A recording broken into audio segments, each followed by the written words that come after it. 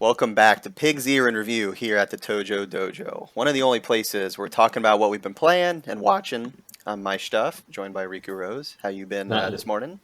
I'm good, thanks, mate. You? Good. Can't complain. Before we get into it, just as a reminder, make sure to like and comment, subscribe to our channel. We got some more followers recently with all the Yakuza news, or Like a Dragon, excuse me, new name change.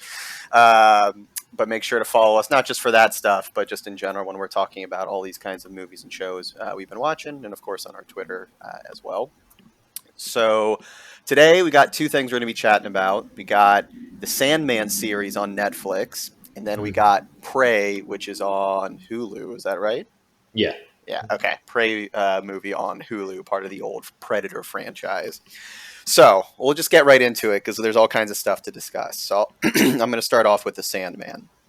So Sandman has been interesting because I would say from the comics side, it's probably one of, if not like the greatest comic series ever written, personally. I know that's a tall thing. Better than Garfield?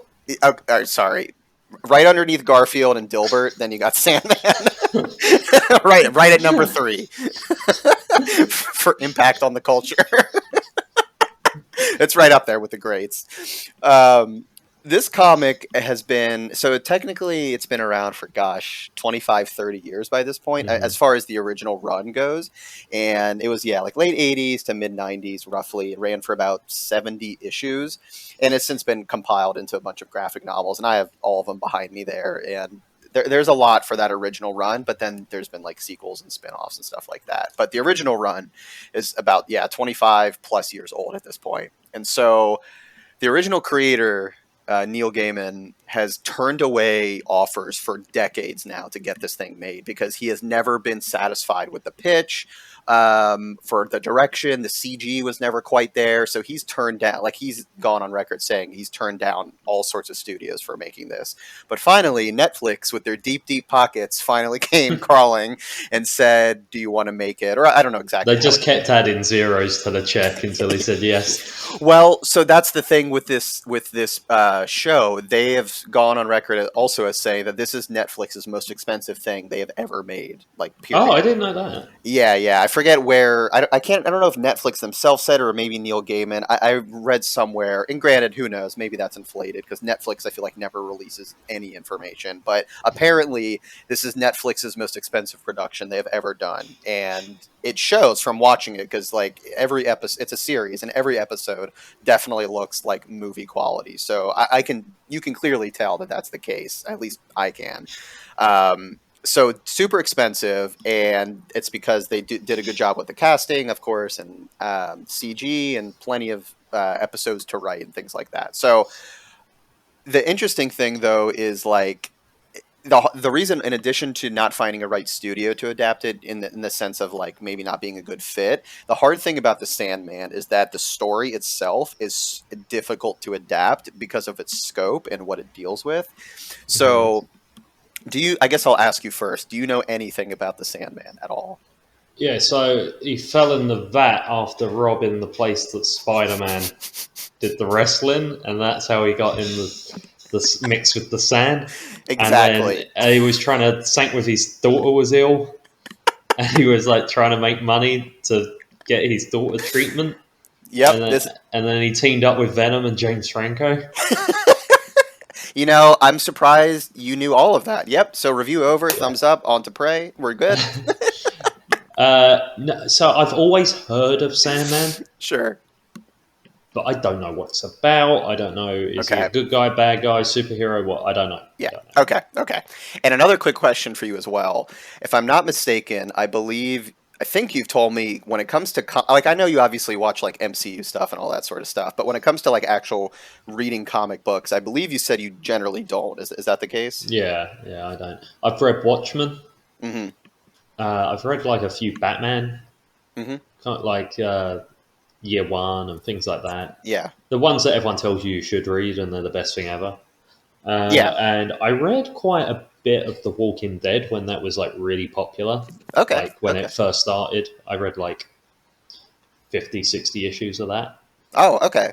So Yeah. what I guess when it comes to comics, is it more you're just very selective, or is it just not your type of medium typically that you I like? don't think I don't think it's my type of medium, because what I like about like books, for instance, Mm-hmm. is they do a lot of explaining through words. Mm-hmm. Whereas I feel like a comic book, the story's a bit more straight and plain because it's generally just the dialogue with the pictures. Mm-hmm. Sometimes you get internal dialogue, but not to the point where the writing's as good as like a regular novel. Yeah. Okay. So the reason why I'm asking is because I recommend this comic series, once again, kind of that original run, to just about anyone, just because the text and the dialogue and the descriptions are very much book quality. I mean, not to say that Mm-hmm. comics aren't of quality, but like in terms of its formatting and like there's very much more than just dialogue, I guess I'll say in this. And of course, the art is incredible as far as the comics goes. And I guess I'm also asking because if you're not as into comics, I feel like, or if you're not sure which ones, not even just you specifically, but anyone watching, the Sandman is a really good place to start because it's just great artwork and story and all that stuff. But anyways, to actually get on to what is the Sandman. So this is where it gets a little difficult, partially because I don't want to spoil anything. Like even me just describing it is a to some extent could be spoilerish, and that's why I recommend people kind of go in cold a little bit. But in a general sense, the main character, the Sandman, he's also known as Dreams, and that's because he's essentially an anthropomorphic manifestation of dreams, like the concept of Oh, dreams. is it like the Fable, like Sandman, like It's been so like, long since I like from played that. the no, the Fable, like where he like brings dreams to people while they're sleeping. Oh! I thought you meant like the game Fable. Sorry. No, no, no, no, no, no. oh, I would say in a sense, yes, it kind of is Okay. like that. But I guess the reason though why it's hard to explain is because yes, it's he is that, but dreams is also it's a place, it's a realm, it's a combination of a few things where he is kind of the ruler and embodiment of this concept. And it sounds Okay. weird to say, but like he can kind of take multiple forms and concepts, I guess. But in addition to that, he has siblings, which are other concepts like destiny, desire, despair, like those types of Mm-hmm. concepts, but they're brought into like a physical form. And so even though all the siblings have different things that they're doing, the main focus is, of course, on the Sandman and dreams, but it's about him kind of, I'll say, going through life and helping and or harming, depending on what the story is, all these different people, and how dreams is essential to their existence. And so I will say the hardest thing to kind of why it's hard to describe about Sandman is there are some stories where he's very much front and center and he's like the main focus, but then there's other aspects where he's just a tiny little part of it to kind of be a catalyst for things to happen, but then the rest of the story is about something completely else, someone completely different. And so I really liked that setup because it's not just always about him, it's about a bunch of different characters, but the tricky thing though, or the interesting thing I should say, is at first is and now more going back to the show, I guess, you start watching the show and it seems like everything is very disconnected and you're like every episode sometimes is like focusing on different people, at least to start with, but then you start realizing like, oh, I get it, like some of these characters are a little bit more connected than you're kind of Mm-hmm. led on to believe. And so that follows the comics as well, but the show, I think, I guess, does a really good job about adapting that. So that's why, like, when I first saw that the Sandman was getting adapted, I honestly was very worried because there's just so much interconnectivity in material that I thought they were going to fuck it up. And honestly, Netflix has a reputation of fucking up every adaptation they keep doing. So I was like, I'll have you know, Cowboy Bebop. Everyone loved that. I will say that was one of the better ones, but I wasn't like the biggest fan. It was kind of a pointless remake or adaptation, I guess to say, but that's a whole other story about Cowboy Bebop. And they're of course going to be ruining other animes next year, which I'm curious how that's going to go. So we'll see. We'll Yeah, see. instead of adapt, can we change it to ruin? Yeah, they're going to be Yeah, ruining this yeah. anime fall 2023. I can't wait. Um, But with this, because Neil Gaiman, the original creator, was involved, he very much was involved and supervised it and made sure it was going according to plan, which I was super happy to hear about. So, um, overall, in general, I mean, like I said, I don't want to give away too much because I feel like that would ruin the magic of it a little bit. And there's some really good scenes where they adapted it from the comics, like very, like incredibly, because there's some crazy shit that happens in the comics, and I was also just wondering visually how they would do it, and they did an incredible job. Like, just like all around, I really, really enjoyed it. So I guess some interesting things of note, though, to mention, just kind of fun facts. So the first one is technically, so Sandman is part of the DC Comics, like they published Mm. it. And in the original run, they actually, like when Neil Gaiman was first starting out, he wasn't sure how much he should connect it to like the DC universe.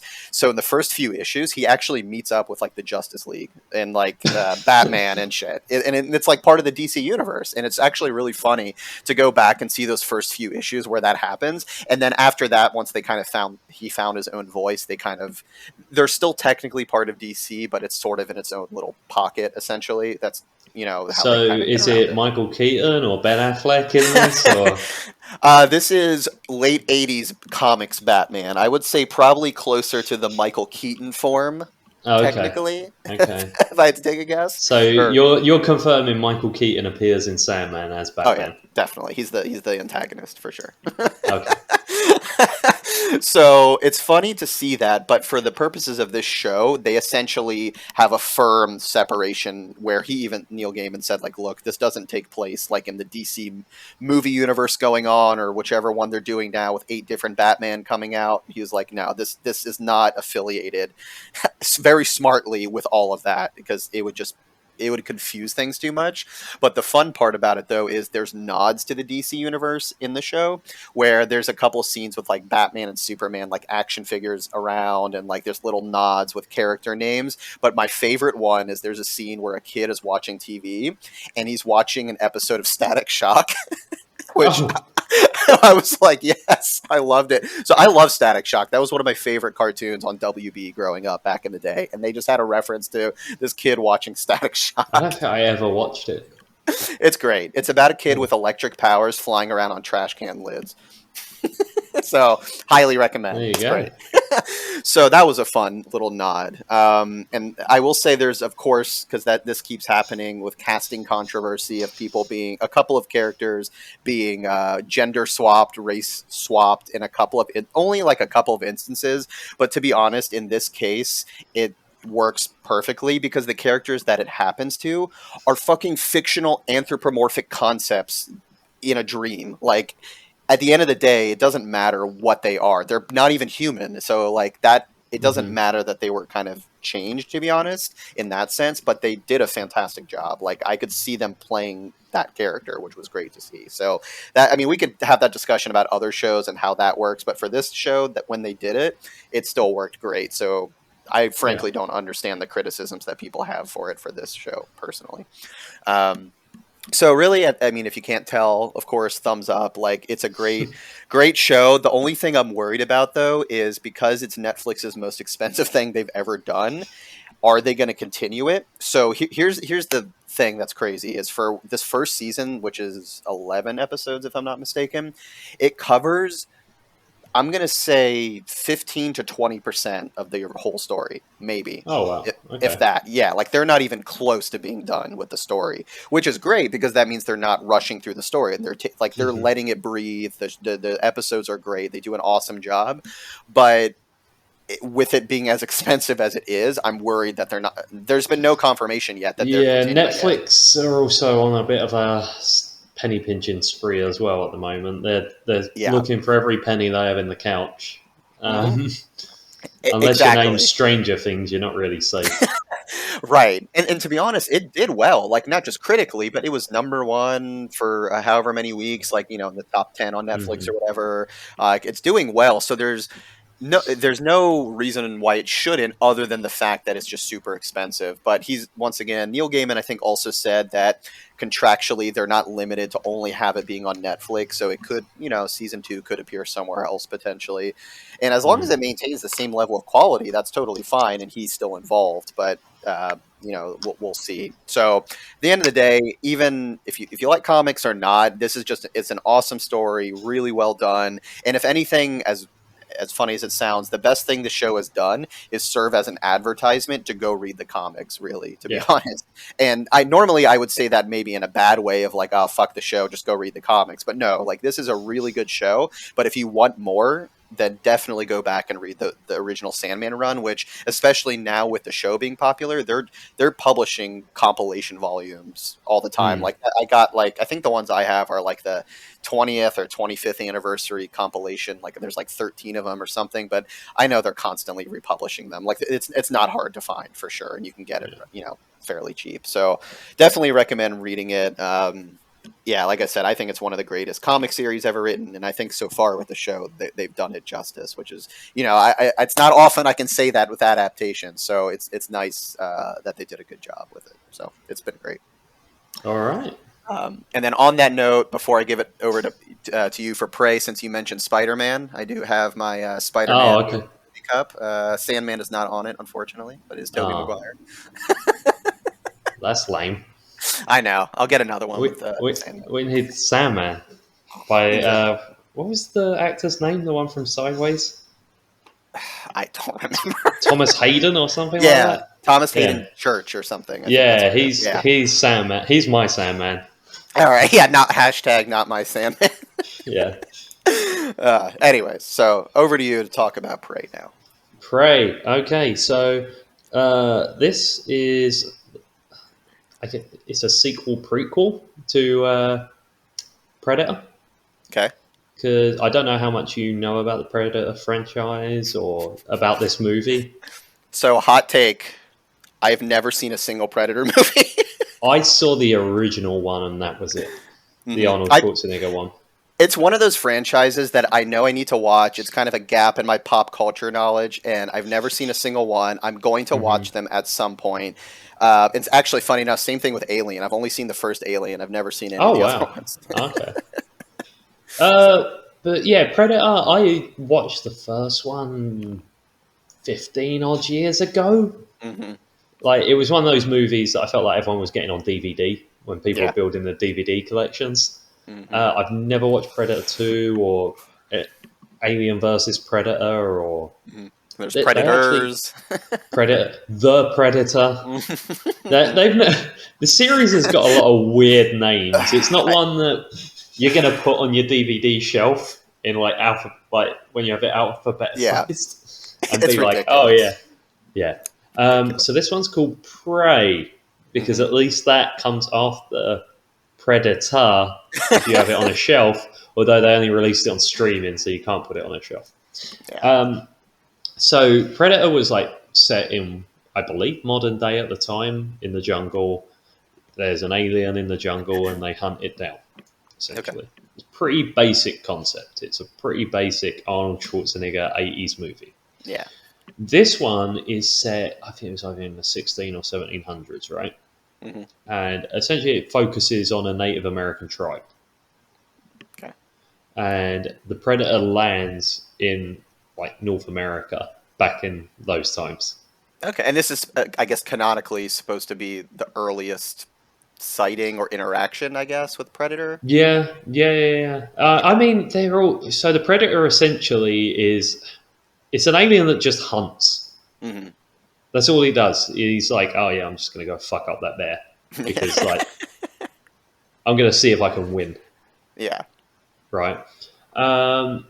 So he lands in North America and that's it. He's going around killing stuff. And this Native American tribe are out hunting and come across it. And it's a young girl who is in the village and she wants to be like the hunter. She doesn't want to be one of the girls who stays in the camp and treats the wounded and makes the food and stuff like that. Yeah. The biggest plus I will give to this movie, and it's going to sound like a slight dig, but it's not. Okay. It is 90 minutes long. Okay. Which it was like 10 o'clock at night one night, and I was like, oh, like, I'm not quite ready to go to bed. Mm-hmm. But, like, what can I do? And I was like, oh, well, I'll be in bed before midnight if I watch this. So This is an efficient movie. yeah, normally now you look at movies, it's like, oh yeah, I ain't got 2 hours and 40 minutes.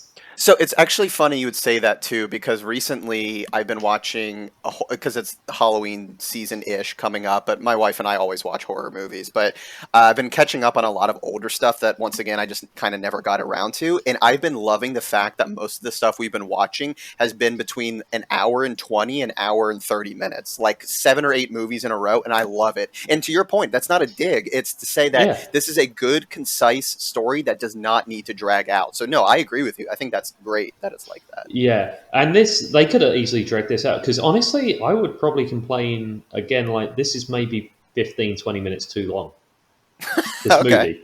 All And right. that's not a dig again, like, but it is a very basic concept. Sure, sure. It's not a movie that needs to go on for 3 hours or even the 90 minutes they gave it because a lot of this is them walking around in the woods Hmm. preparing the hunt. Yeah. Right. Yeah, I mean, how long can you like drag that out? Exactly. And like coming across an animal and like losing a fight or winning a fight and things like Mm. that. Like got a little bit samey. Um, but it's nice to see a movie with a cool premise. Now it feels like The Force Awakens did because Hmm. it is sort of a soft reboot Yeah. of the original Predator because the Right. Predator he was in the jungle fighting a predator and in the original Predator he essentially resorts to spears and Hmm. booby traps and stuff like that. Yeah. But in this one, that's all they have anyway. They have like axes and bow and arrows and There's no AK-47s and rocket launchers in no, 1600s. no. Not that that helped him with the Predator in the original anyway. But it's just, it was a nice little cool concept. It did feel a little fan filmy Okay. because, like, you know, you see those YouTube fan films, right? Mm. Where they're clearly like shot in a field near someone's house. Out back, yeah. Hmm. Yeah, just like they're like, well, we can film there and you won't see like buildings Hmm. in the background and stuff like that. It Yeah. had that kind of feeling to it, and the CG on was pretty awful. Because This is it's weird because yeah, I mean, this is a Hulu exclusive movie, and like it's weird because anything that's directly to that probably is going to be a little bit lower quality, but it's also part of the Predator franchise, so like you would almost yeah. expect it to be a little bit elevated potentially. So I sat there and I was like, well, like they probably had like 15 or 20 million bucks, right? Hmm. Sure. And then I was like, how much did they actually have? And they had $70 million. Oh fuck, Yeah, I don't know if this was meant to originally be released in theaters and then obviously it it's got moved or possible. whatever. Hmm. But that did not feel like a 60, $70 million movie. Seems like a lot. Because there's a set, like most movies as well, of that higher budget, it goes towards the CG, Hmm. which there was very minimal, and even then it wasn't very good. Or it goes towards like actors. Like when you look at like Marvel movies, like Robert Downey Jr. gets like half of the $300 million budget, right? Right. But no, none of the people in these movies are really like big name actors. It's not like Arnold Schwarzenegger came back for it or anything like that. Right. So I don't know where the money went. Maybe on location shooting. They have to go to like jungle or field type places or something. I don't know. I mean, it honestly just looks like very basic woods, Hmm. like nothing. Maybe they're just bad at budgeting. And the thing as well is, I watched the Red Letter Media review about this movie, and they said like it looks very clean, where it's like shot digitally, and Okay. that's what I think adds as well to that sort of fan film look Hmm. to it as well. Well, because like in the original one, once again I haven't seen it, but I'm sure it's like very gritty and jungly and I'm Everyone's sure. sweating and like Yeah. yeah, blood pouring down and things like Right. that. Yeah. Okay. Um, I tell you what was nice to see. There was some blood. Just in It general. felt no, but it felt a little gross at times. Oh, okay. Like people were getting absolutely like skewered, Damn. All right. and I'm like, yeah, I'm like because nowadays like Oh. I feel like if this had been released in theaters, this is one of my things about streaming movies that I am happy about is they're not Uh-huh. as scared to go for the R rating now.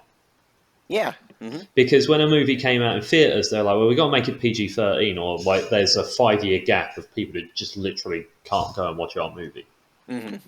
right? So if they'd made this movie like 10 years ago, like anytime the predator went to stab someone, it'd be like Yeah. a weird shot where you can only like see it come out the person's back and like there'd be no Hmm. blood, Yeah. things like. But this is just like, yeah, I'm just chopping your foot off. Like, Fuck it. yeah, fuck you, get out of my way.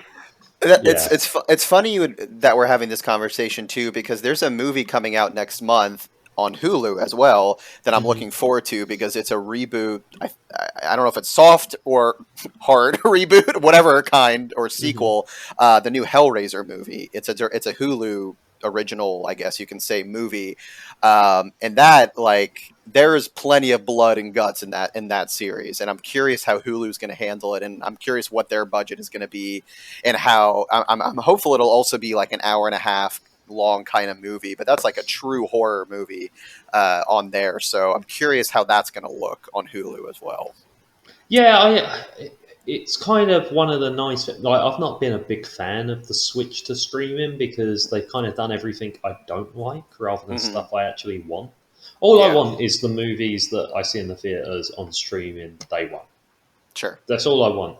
But instead, they're more making content for streaming and the algorithm and stuff like that. That's Hmm. not what I want. Right? I want nice, Hmm. cool, original movies day one on Netflix, Hulu, Disney Plus, Amazon Prime. Right? Yeah. That's all I want.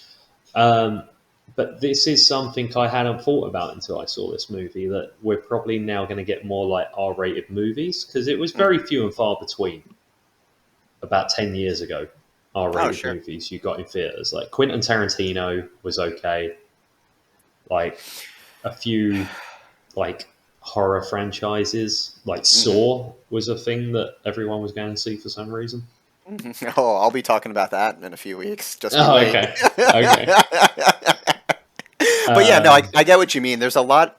Well, actually, there's like Shudder, which I've actually never subscribed to, but that's a pure horror only streaming service. And yes, they have older stuff that's on there too, but they make their own content for that too, and that's plenty of R-rated stuff. Granted, that's more horror specific, yeah. but yeah, it would be nice to see more uh, R-rated or otherwise content that's, yeah, it doesn't have to appeal. I mean, I guess that is the appeal of streaming, is you can kind of find your niche audience a little, well, niche or not, you can find people to watch your shit now, basically, in some capacity. Also, everyone has the internet. It's a bit easier to ask someone to Yeah. pay you $6 to just watch it at home than it is to ask them to make the trek out to a movie theater, Hmm. find some people to go with, all that stuff. Yeah, yeah, Um, exactly. but overall, I'd suggest the movie. I'd give it a thumbs up. It's fun. It's not gonna win any awards. It's Hmm. not. It's not the best thing I've seen. It's fun and it's nice to see people that clearly care about a franchise be involved in it. Hmm. The guy who made this, I think he made that 10 Cloverfield Lane. I've never seen Cloverfield, actually. Cloverfield's a good movie. I enjoy that. Cloverfield Lane's really good until the end, and then it gets stupid. Great. Yeah.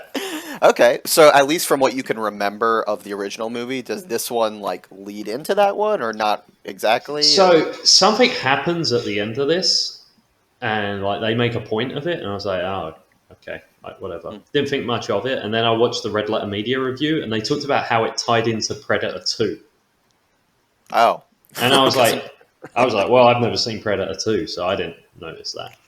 yeah, it's going to be interesting because, like I said, with this and I guess the Alien franchise, I'm going to be like, I've always wondered.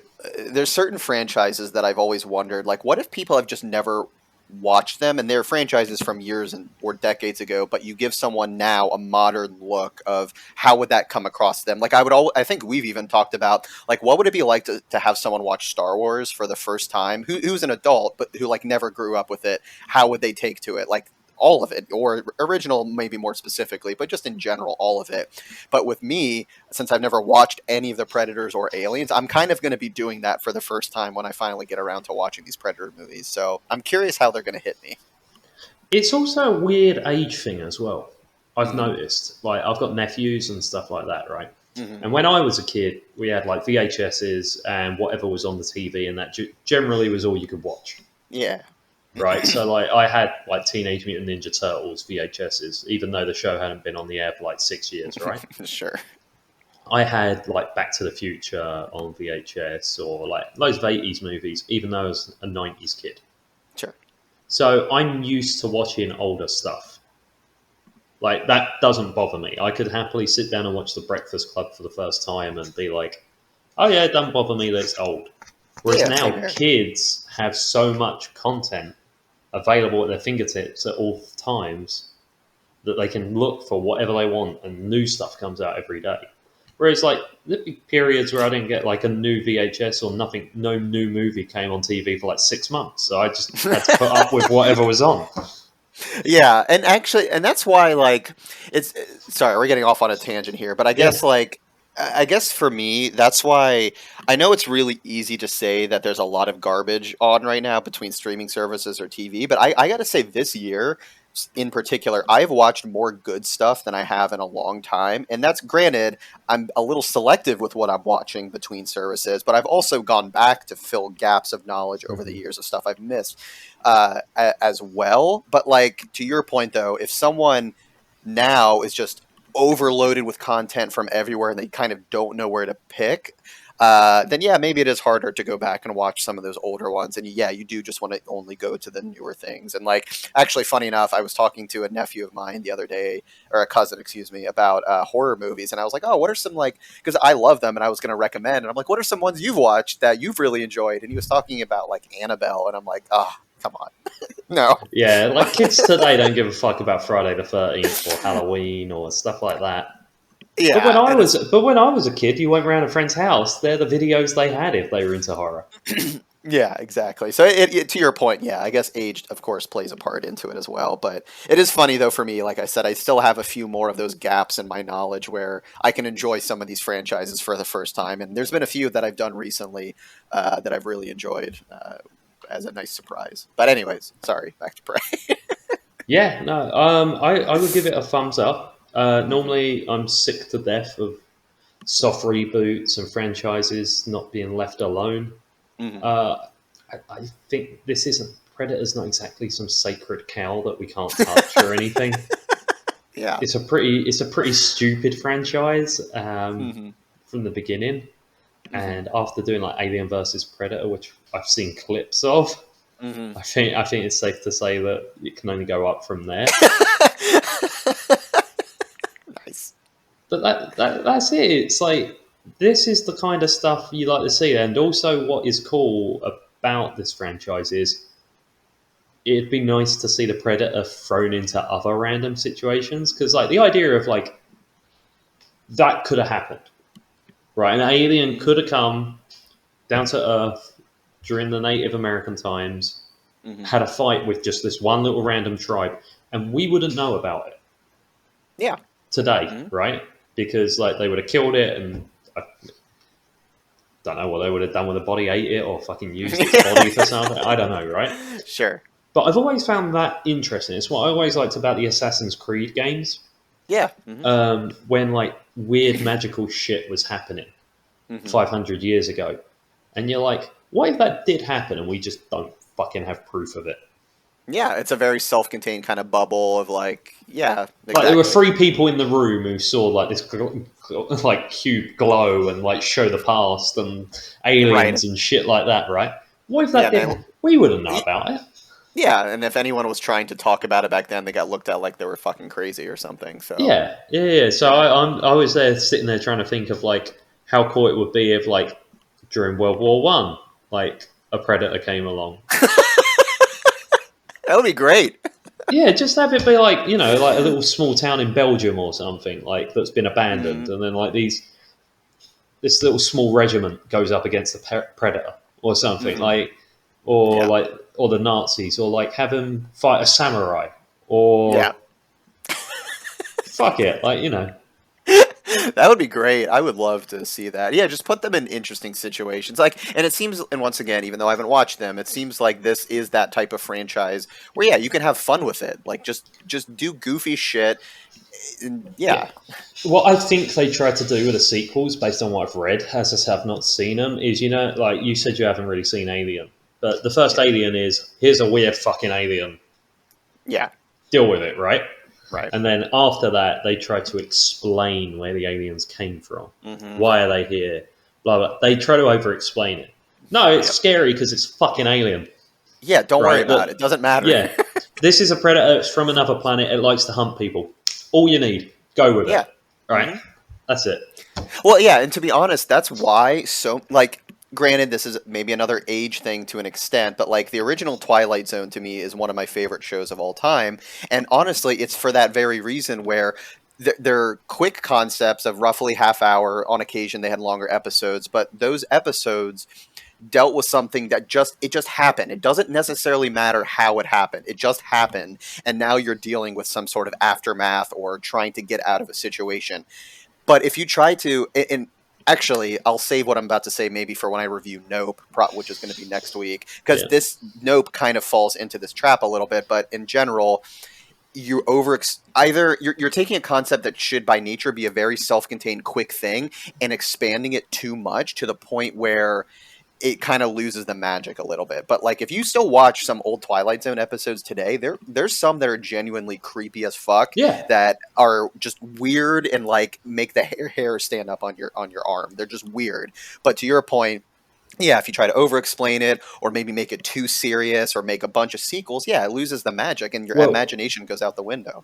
here's something I think Twilight Zone did great that not much media does today is they didn't give a lot of stories an ending. Exactly. Yeah, So exactly. it would be like I remember there was one where it was like it turned out the daughter was a robot or something like that, right? Yeah. Right, but then like that's where it ended. Yeah. Like Hmm. Just leave that it. was, you just left with that. That is your life now, Yeah, exactly. right? And That is like it. yeah, and you could, of course, if you could expand on it, but no, it's in your imagination of like, oh fuck, what if Yeah, that was me, and now I need to live with it? What the hell could I even do in that the situation? guy Yeah, who and that's breaks his glasses with the books. Does he kill uh-huh. himself? Does he walk around blind as a bat? Like not like that's the thing. That's the horrible situation to be left with. But if that was made today, it would be well, you know, he's going to end his life, or oh well, we'll show him like blind and Mhm. starving to death because he can't find food, or something. No, it's Yeah, scarier and it's more interesting to leave it alone. exactly. So, yeah, I'm right there with you. So if they took this franchise and either had fun with it, put it in weird situations, and kind of left it more or less self-contained, yeah, that would be fine. And as we've also said before, not everything needs to be an interconnected universe that has a bajillion things. Like, no, just remember when movies were fun. Or just when they were one thing. Yeah, right? Exactly. Exactly. Like Um, we joked about the other day, but they're doing a sort of like semi prequel to Ferris Bueller. oh my fucking god, dude. But Ugh. like, was a movie? That was just a movie they made. Okay, it weren't. Well, this is going to be the next franchise. John Hughes went in with a script and went, "This is the next movie I'm making," and the studio went, "Okay, here's your money. Go make it." Hmm. They made the money, and they moved on. Yes. Yeah, he didn't in the back of his mind go, I wonder 30 years from now if I'm going to figure out what Cameron's dad was doing or how we got that car that eventually went off into the woods that one part. Or like, come on. God damn it. Yeah. Oh, fuck. Uh, Anyways. So, Prey, thumbs up, thumbs Thumbs up. went off on a couple of tangents there, but yeah, I mean, to be honest, this was one that I was going to watch eventually, and then move on to the Predator movie. So I will get to this at some point, but it looked reasonable enough. So Yeah, it's a nice, easy movie. Even if you ain't seen the others, you can watch it and get it. Yeah, for sure, for sure. Well, cool. Well, I think that'll do it then for today. We got some Hmm. good recommendations, stuff for all of you to check out. And if you've watched either of these, let us know what you think. Let us know how you could make the next Predator movie. What historic event do you want to see a Predator appear? I'll have to think about that one as well. I'll ponder that one. And then, yeah, of course, like, comment, subscribe for our videos. Let us know what you think, and we'll see you on the next one. Take it easy. Bye.